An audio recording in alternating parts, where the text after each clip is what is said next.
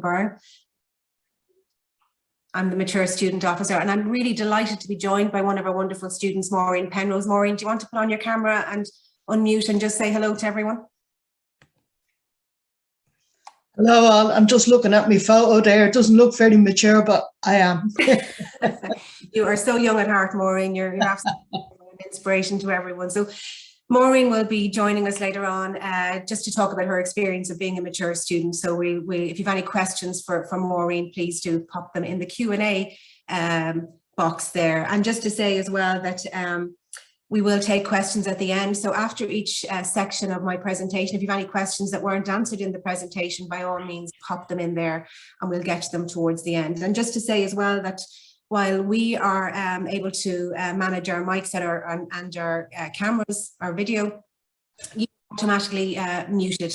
So don't worry if the dog barks or, you know, if someone comes in unexpectedly, we won't hear, but hopefully we'll have the opportunity at the end to chat to each other. We can leave your video off if you like, but you know, we can hopefully unmute and have a chat and answer those questions that you might have. So please, the Q&A function there if you've got any questions for us along the way.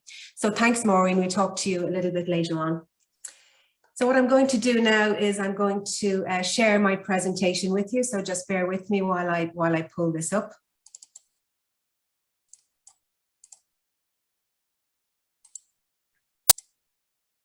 So can you give me a thumbs up or a yes in the chat box there if you can see and hear me okay before I progress? Super, that's excellent. If so, I shall proceed. So as I said, you're very welcome this evening to this webinar focusing on the mature student application process for 2022 for prospective mature students. And it's a very practical webinar this evening, looking at the application process, and hopefully it will provide you with the information you need. We are going to look at why Trinity. Well, at this stage, you have hopefully decided that you're going to apply to Trinity, and this seminar will focus on the application process. So we look at, for that process, we look at the importance of undertaking research. The CAO process for mature applicants to Trinity, will run through that and make sure you're familiar with that and give you some advice and tips and information how to maximise and so that you can submit an excellent application. We look at preparing your statement of interest, which is a very important part of the application process. We look at how Trinity selects mature students in the selection process internally. We look at student supports, which I think is really important at this stage. And then we'll have the opportunity, hopefully, to hear from Tony, although I haven't seen him, but he may join us, and Maureen, who's here. Thank you, Maureen, very much. And then again, as I said, any questions as we go through that I haven't answered, pop them in the Q&A. Otherwise, we will hopefully have an opportunity to chat later on. So why would you consider Trinity? Well, you're here, so we're hoping that you are considering applying to us. But just to say that Trinity has a very diverse student population, and mature students form a very important part of that diversity. And we're really delighted and honoured that mature students do. And we have mature students, to be a mature student, you must be age 23 or plus on the 1st of January 2022, but there is no upper age limit, and we're delighted to say that we have students in their late 70s studying with us at the moment, so age is certainly not a barrier. We provide an excellent education, and for those of you for whom undertaking a degree is with the intention of maybe improving career prospects, well then that's certainly you know, great opportunities there. But for many people, it's fulfilling an ambition, and whatever your motivation, they're all valid, and we welcome your application. We have wonderful student supports, and I will run through those later on. And we've reserved places on all of our courses for mature students. So and just to clarify that when I talk about mature entry to the university, I'm talking about entry to year 1 of our full-time undergraduate degree programs for students, applicants who are 23 years over and have EU status. So if that doesn't fit you, if you've joined maybe thinking it was for, you know, we'll cover postgraduate study or international students, it doesn't. It's EU, students with EU status, full-time undergraduate degree programs for mature applicants. So if that doesn't cover you, you're more than welcome to leave, but hopefully those of you who are on the call, this will be of relevance and important to you.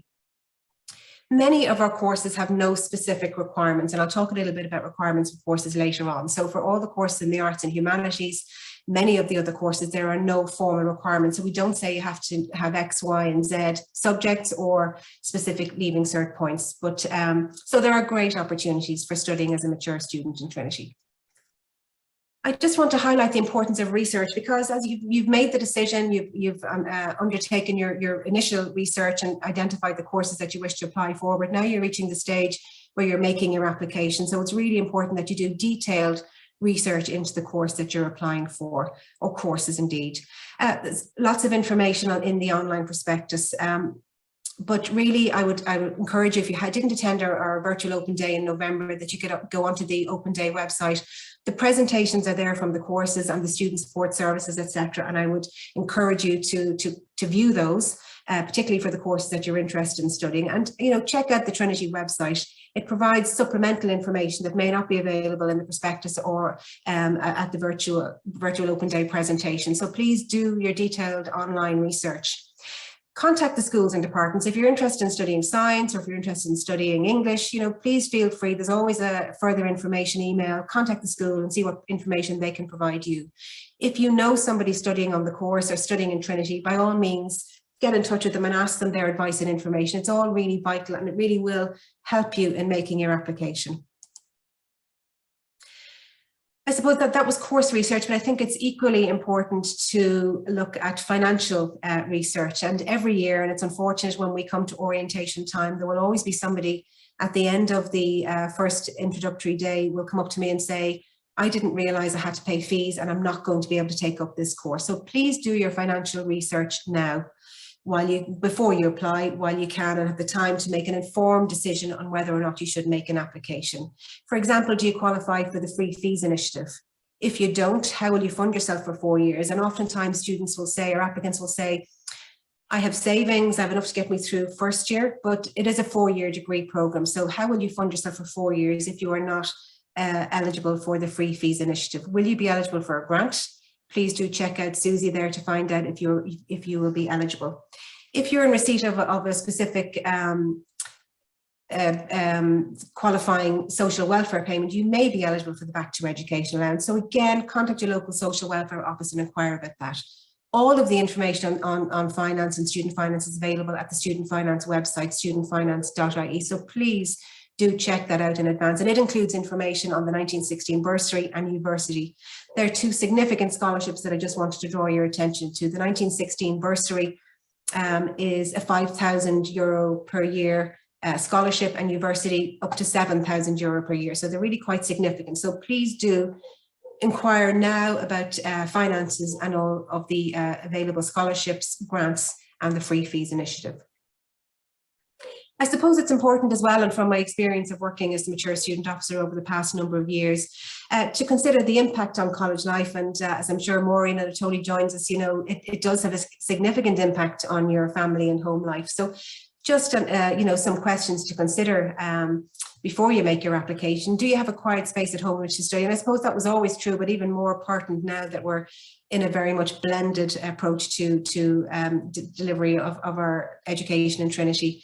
Do you have the support of family and friends? Because as I'm sure Maureen will testify, it's really important to have that backup. You will need it. Do you have childcare requirements? If you have childcare requirements, it's really important that you have good childcare in place. And again, the same for caring responsibilities and work commitments. Of course, it's understandable that people have to work while studying, but it's getting that balance right. So just checking that in advance and wondering, have you got things set up in place to help you to succeed? Because it is usually the practical things like the childcare, like the finance, that get in the way of students succeeding and working to the best of their ability. It's not their academic ability. So it's just something to bear in mind. So just to move on to the CAO process for mature applicants to Trinity, and this is Trinity specific, so just to be aware of that. And I've mentioned already that you must be 23 years old on or before the 1st of January 2022 to be eligible to apply as a mature student. You must have EU status, and there is no getting away from the age. But as I said, there is no upper age limit at all, and we welcome your application. There is an early online application fee to the CAO of €30 if you apply by the 20th of January, so still plenty of time to do that. There's no benefit to getting your application in early. You can register your application, pay €30, but you don't need to get it in before the 1st of February. Don't leave it till the last minute. They will certainly stress that, but there's no advantage to getting it in early. We'll not be looking at applications until after the 1st of February, but after the 20th of January, the online fee will go up to €45. So please do get it in early if you can. The deadline is the 1st of February 2022 at 5 p.m. So it just cuts off at 5 p.m. So please do get your application in early. Late applications, unfortunately, for mature applicants to Trinity will not be considered. By the 1st of February, your course choices must be included on your CAO form. So on your CAO form, you can apply for up to 10 courses. And I've got the CAO handbook here as my Bible, and I think you should really download a copy of that to have at all stages through the process, but particularly for the application stage. So you can apply for up to 10 level 8 courses or 10 level 6 and 10 level 6 and 7 courses in order of preference. And I think it's really important that you are aware of the order of preference, so that your first choice is the course that you would like the most, and so on. Please note, and this is really important because it's the first year that we have no supplementary application requirement for applicants to Trinity. So applicants must apply to the CAO only. There's no supplementary application form. I know a number of you, and thanks for submitting questions early, inquired about the supplementary form. No supplementary form this year. For those of you who are applying for the first time, you won't be aware of that, but maybe someone has applied before and they're reapplying. It's CAO only. So that's why this presentation will hopefully guide you through the CAO process and help enhance your application and make you more competitive. If you're applying as a mature student, and I know from some of the emails I've been receiving from prospective applicants that you've started the process, you must tick box 8 on the qualifications and assessment summary section of the form when you're applying as a mature student. So you may very well tick others, like if you're undertaking a QQI FET course, you might tick that box. If you have Leaving Cert points, you may tick that box as well. But if you're applying as a mature student, you must tick box 8 on the qualifications and assessment summary when you're applying. Then further to that, there are 11 sections that mature applicants must complete. And I'm going to run through those with you now, just highlighting, giving you some tips, advice and information as we go. So the first one there is your highest qualification achieved to date. So we're looking for your highest qualification achieved. It could be junior cert, leaving cert, it could be a degree program, it could be a certificate program. You must include that in your application. Do not worry if you don't have any formal qualifications. You can simply put not applicable there, because really when you're applying as a mature student, it is a very holistic process, and the academics assessing your application will be very interested in your current study or recent and relevant study. So please, under section 2, under current studies, outline in detail in a separate document your current study, what you're doing now, because as I said, that is really of significant importance to those who will be reading your application. Post-secondary education, details of all further and higher education.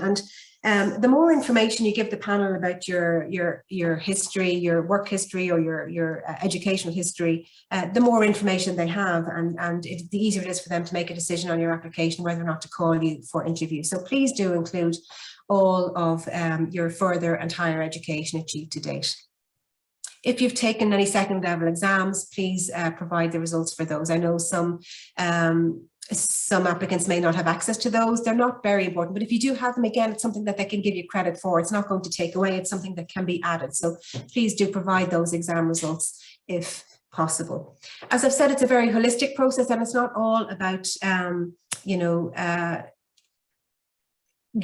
qualifications and qualifications that you have achieved. It's also, we also look at non-certificate courses or kind of informal learning as well. So please do, think about courses that you may have undertaken for pleasure. It could be if you're interested in applying for English and you've done, creative writing or whatever it might be. Do include those as well, because they will be taken into consideration. All of your previous education will be taken into consideration. Now, moving on to look at your employment or voluntary work, and I know there were a couple of questions pre-submitted about, including voluntary work and employment on your application. It's important that you do so and do so in chronological order, particularly if it's relevant to the course you're applying for. Now, if you're applying for something like psychology or philosophy, you're unlikely to have any relevant work experience or voluntary work, but still do map out your employment history and your voluntary work experience. But if you're applying for a professional course, social work, physiotherapy, occupational therapy, they will be looking for related employment, and they will be particularly looking for voluntary work, because they see those courses very much as a vocation, and they'd like to see that you have been engaged, whether it's in the community or so on. So for some courses, it is certainly more important than others, but please do complete that section nonetheless. If English language proficiency, if English is not your first language, you will have to prove English language proficiency. So please do outline the course you've undertaken there and provide supplementary documentation. We can look at that a little bit later on. References, Section 8 is references. References are not required by Trinity, so please do bear that in mind. The academics assessing, looking at your application, previewing it on the CAO, will not be looking for references, and if they're submitted, they will not be. They will not consider them. So they are not a requirement. So don't worry about references if you are applying for Trinity only. Obviously, if you're applying for other universities, they may require them, and you will have to submit them. But this, as I said, is very Trinity specific. So no references required. Section 9 is the statement of interest, and this statement of interest is 1,500 characters, which equates to about 200 to 300 words. So additional information is required by prospective mature applicants to Trinity, and I'll talk a little bit about that later on in the presentation. Hobbies and interests, again, 500 characters there, which is about 100 words. Please do include that, particularly if they're relevant, but not, academics will be interested in you as a person, what makes you tick, what you're interested in. So please do include those. It is a very holistic process, so please do include hobbies and interests that you have there.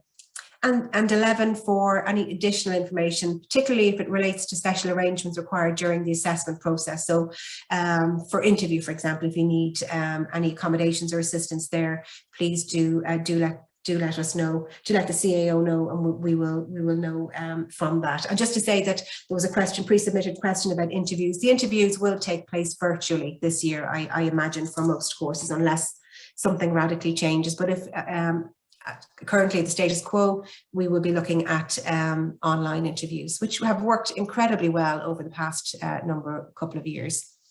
It is a very competitive process, so it's really important that you complete each section to the best of your ability, give it time, give it consideration, and give the academics assessing your application all the information they need to make an informed decision about calling you for interview.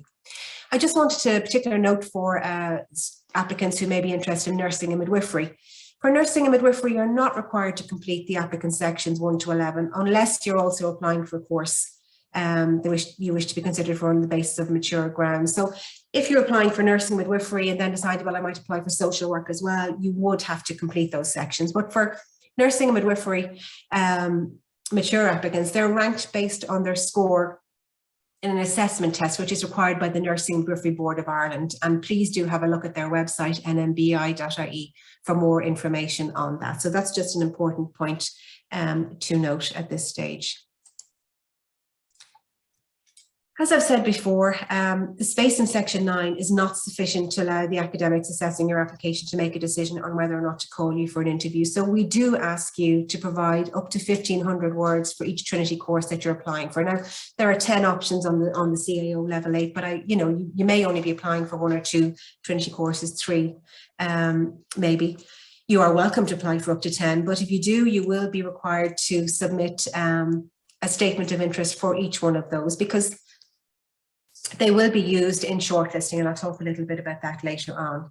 There is a template for the statement of interest, and it can be found on our website, tcd.ie, Mature Students Apply. So please have a look. All of the information is there, including our guidelines booklet for 2022 and that template. So have a look at that, and you can use that template for completing and submitting to the CAO. So I'm going to run through the questions that are on that template now.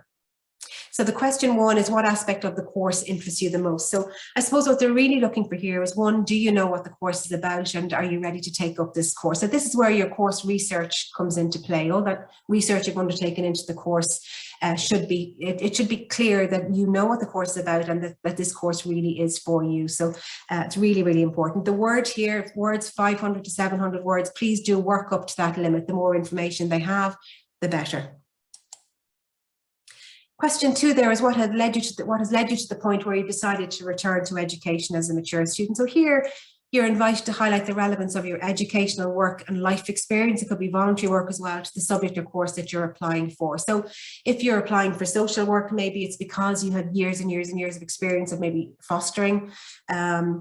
Just to give you another example, I had a woman undertake occupational therapy with us there a number of years ago. When she came to talk to me, she was in banking, and I said to her, you know, why the move? Why are you interested in occupational therapy? And she said that her mother had a stroke, and it was only when she was introduced to the work of the occupational therapist that she realized this was something that she really wanted to do. So there's a shift, but a very logical shift. So this is the area where you outline, you know, where your life experience or what has brought you to this point in life where you're now applying for this particular course or courses.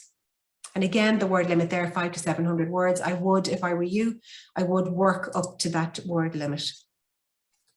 And then the additional information section, you can include anything here that you deem relevant to your application that you haven't been able to fit into the other two questions. It could simply be reinforcing that, you know, you're really interested in this course is for you, you've given it consideration, and you would be an excellent candidate for the course. Or it could be, on the application form, you are required to submit your or identify, highlight your previous education, so leaving cert. And I know from dealing with mature students over the years that some people are worried about maybe they underachieved in their leaving cert back in the day when they sat their leaving cert, and they're worried that that's going to go against them, or they may have started a course and not completed it. This is a perfect place maybe just to say, look, I undertook my leaving cert, my results are there, but they're not an accurate reflection of my ability, and look what I've done since. And you know, that's something that you might consider, but it's entirely up to you. You can include anything here that you deem relevant to your application, that you would like the panel assessing your application to know about you. I just want to say a little bit about minimum requirements. And for most courses, as I've said already, there are no minimum requirements. So we don't say you have to have particular leaving cert subjects in particular grades or particular leaving cert points, but there are some exceptions. And I just wanted to mention medicine to you here. The minimum requirements for medicine are H3 and H4, or a grade B and a grade C at higher level, biology and physics or chemistry. So you need two subjects, biology and physics or chemistry, at those required grades to be deemed eligible to be considered for a place in medicine.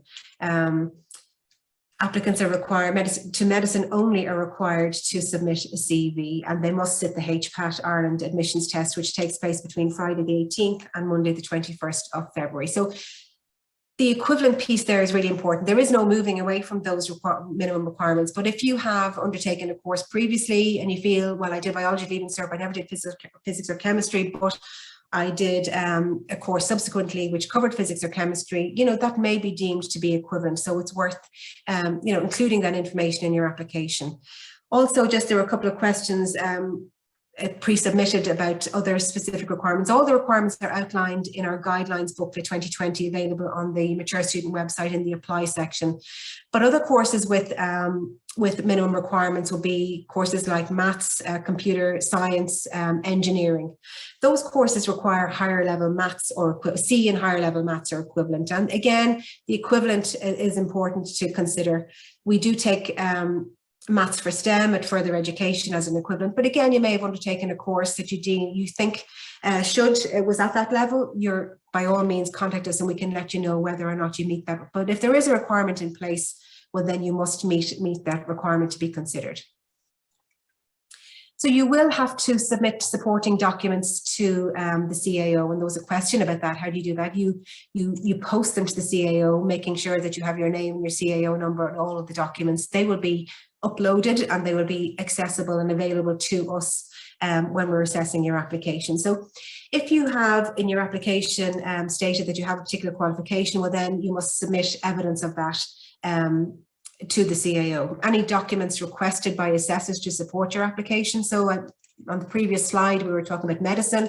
You need a CV. So again, your CV must be sent to the CAO.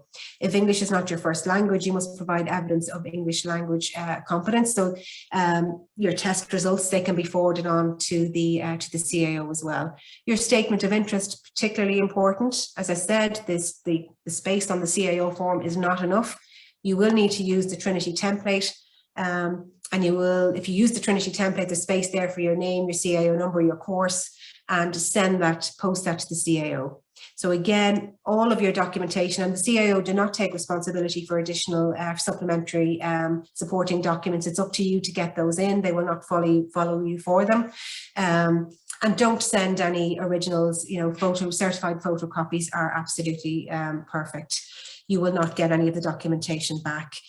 So just to say, all supporting documentation must arrive in the CAO 10 days after registering your application. So when you submit your application, then hopefully you're gathering up those required documents now, but you have 10 days to get those in to the CAO. So once the deadline passes and the 10 days have passed, we will have access to the CAO, and we will have access to your application.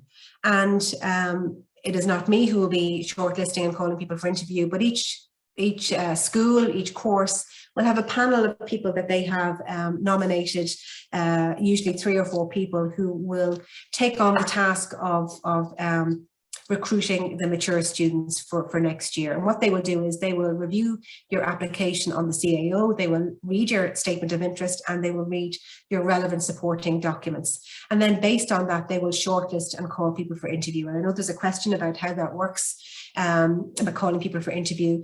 If you're being called for an interview, you will get an email from Trinity. So the process will shift from the CAO into Trinity, and Trinity will make a decision on shortlisting, calling you for interview.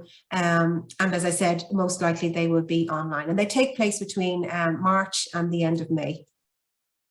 As soon as those interviews are complete, a decision is made. So a decision could be made that, yes, you are to be offered a place. It could be that you're to put on a waiting list, which is a good outcome. It means that you're absolutely, eligible for the course and a good candidate for the course. There are just more applicants than places available. Or it could be that your application has been unsuccessful. You will be notified of your outcome by the end of May by Trinity. By email. So Trinity will contact you directly. And if you're offered a place and you decide to accept that place, you will get an early, a July offer from the CAO. So that is the time frame. Early July is the first round of offers, and mature applicants are included in that round. So watch out for that. So I just want to run through some of the supports available in Trinity for mature students. And my job as the mature student officer is to promote the benefits and the opportunities available to prospective mature students, but it's also to help with the integration of mature students into college life and to provide support for our students. And if you do accept an offer with us in early July, by the end of July, you will be invited into a Getting Organised seminar that we run for students, incoming students, where we look at things like finance and grants and scholarships and funding, and we invite the disability service in to talk about the supports there, etc., etc. And we run then in September time an orientation programme for mature students. And we had about 170 students attend our mature student orientation this past year. And it's a great way of meeting other students. Sometimes mature students are concerned that they might be the only mature student in their class. And if it's a small course, they may very well be. But it's a great way to network, meet people, and to get to know people before the start of term. We also have a personal tutor system, which is unique to Trinity. Every student is allocated a personal tutor, and the Senior Tutors Office manages student funding as well. So the Student Assistance Fund. So there's funding opportunities there for students as well. We have a student mentoring program, S2S, and during orientation, we introduce students, they're mature students who have volunteered to be trained to be mentors, and they work with incoming students in that way. We've got a health service on campus. free consultations for students. We have a disability service that I mentioned already. We have a career service for those of you who are interested in undertaking a degree to enhance your job prospects. You can link in with them right away and avail of all sorts of unique and wonderful opportunities for internships and summer work, etc. We have a lot of academic support, and I think mature students are often worried about, the academics. If you're offered a place, well, then the academics have no doubt that you have, the ability to succeed on the course, but there is a lot of support there should you need it. We've got a maths help desk for students undertaking maths as part of their course. We have a writing resource centre, which is for mature students. It's a one-to-one support for essay writing. Students might just use that for the first or second essay, but I know some students would use it right all the way through their degree. So it's a wonderful resource and it's available to you as a mature student. We have a learning development unit, and they manage, they're involved in our orientation program, but they also manage a lot of training and a lot of courses for, developing your learning skills, timekeeping, study skills, etc., etc. We have a creche on campus. We priority for students there. So it's worth linking in with them early once you receive your offer, if you're interested in that. We have a very vibrant students union, and we've got a mature student officer in the students union. We have a student parent officer, and we've got an access officer as well. So we're really well represented at the highest levels of college. And we've got wonderful clubs and societies. And if Tony is with us today, Tony is the current chair of the Mature Student Society, which is really vibrant and a really great support, peer support for students. So we've got hundreds of members, and it's just good fun. And I suppose what we like to do is, I know this is focusing on the application process, but we would encourage you wherever you go to university, and hopefully you'll be taking up a place there in September, that you engage in college life, because it is a wonderful opportunity, whether you have to work or, look after children of caring responsibilities.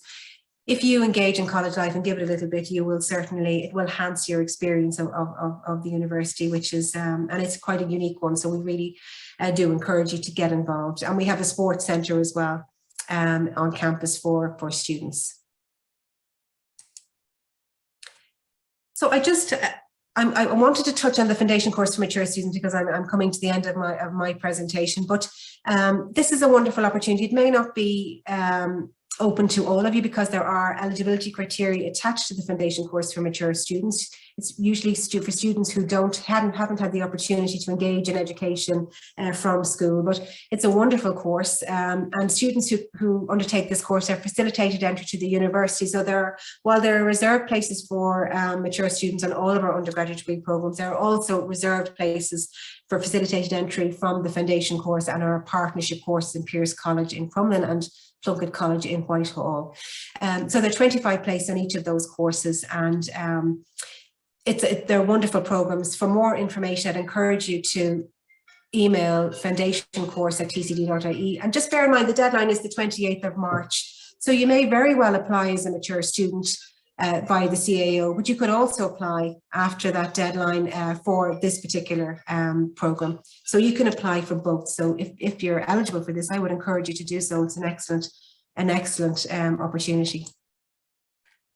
I also want to mention our QQI further education award opportunities, and a number of you are studying in further education at the moment. And just to say, further education, we believe really prepares mature students for entry to the university. Students who undertake further education really hit the ground running in terms of their coursework. But as a student in QQI FET at level 5 or 6, you may be eligible to apply for that route as well. So under that initial section where you're ticking that you're applying as a mature student, you may also tick that you would like to be considered for QQI FET entry.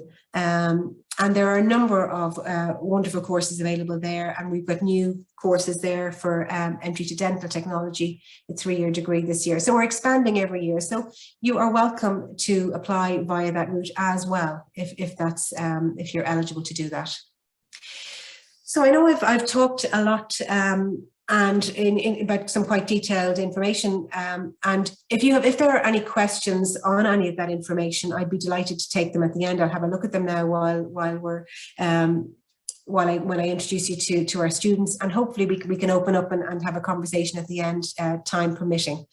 So I'd encourage you, if I haven't answered any of your questions, to please pop them into the Q&A box, and I will address those now. But I'm absolutely delighted to welcome one of our wonderful students, Maureen Penrose. And Maureen joined us when we were fully online. And despite that, and all the challenges of studying online remotely for one whole year, she came back full of the joys and is really a wonderful ambassador for the university. So I'm going to stop sharing here, and I'm going to allow Maureen to say a little bit about her experience in Trinity. Welcome, Maureen. Thanks, Clodagh. Hello, everybody. Hiya. And as Clodagh was saying, any questions, just pop them in the Q&A box and I'll get to them. So I'm Maureen. I'm a pensioner. I'm retired after having had a full working life. And midway through life in my 40s, I took an interest in drama and theatre and decided I would really like to study that.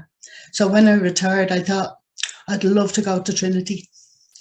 And who wouldn't? You know, it's just so beautiful. It's a beautiful place just to even walk through. So I applied through the CAO. Now I have to say, my first application, yeah, it went in, and then I went and I did interviews, and I did a bit of a performance piece, but I was on the wrong track. I hadn't filled in properly the mature student requirements, so I didn't get in that year, but I got in the following year. I didn't miss any forms the following year. So just, yeah, do yourself a favour and make sure you check them out with somebody, that you've done everything you need to do, because it was a disappointment to wait a year. But now I'm in a class with 16 people, 15 of them are 19, 20, and there's me, 67. And I am living the dream. It's absolutely fantastic. Everybody is so nice and so kind to each other, not just to me. I'm not just getting by on my being elderly. Last year, yeah, it wasn't college as I dreamt of in some respect. It wasn't on campus all the time, but there was a lot of COVID-related Zoom classes and stuff like that. But in some respects, it helped me because I suppose with poorer hearing, I was able to see people's mouths move and stuff like that. And I thought when I started in Trinity, I thought I was kind of nervous, and I'm not a real nervous person, but I was kind of nervous. I was saying, how am I going to fit in here? Especially when I got into the room and I was the only mature student in the class. And I was like, oh my God, they're never going to relate to me.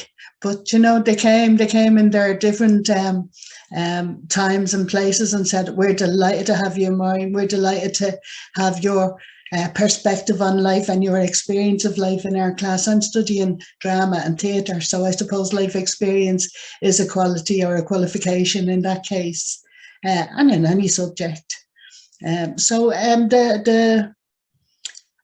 I mean, I haven't been in school since I did do my Leaving Cert back in the 70s, 1970, I think it was. And so it was a long time since I was in a classroom and studying anything. So I had to learn how to study again and how to concentrate again and stuff like that. And then the technical abilities weren't great. They were all right. I could use a computer, I could type, I could articulate an essay, but academia, then I had to learn a bit more, but there's so much support. We did in our first year the study skills module, so that was great. That was able to teach us, because the big fear is not citing people for their work, you know, quoting people and not giving their name, stealing their stuff, plagiarism. That's a big no-no. We don't want to be doing that. So we always have to name our sources, and we have to name them in a proper way. So that's to be learned, and that's okay, because you come here to learn. You come to Trinity to learn. The lecturers are really fantastic. They're so kind. They're so knowledgeable. I'm just like amazed at them.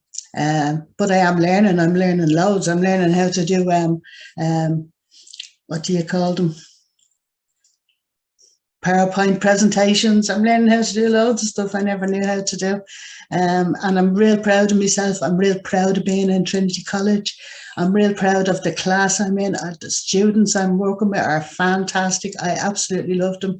And just life is good. Life is just so good.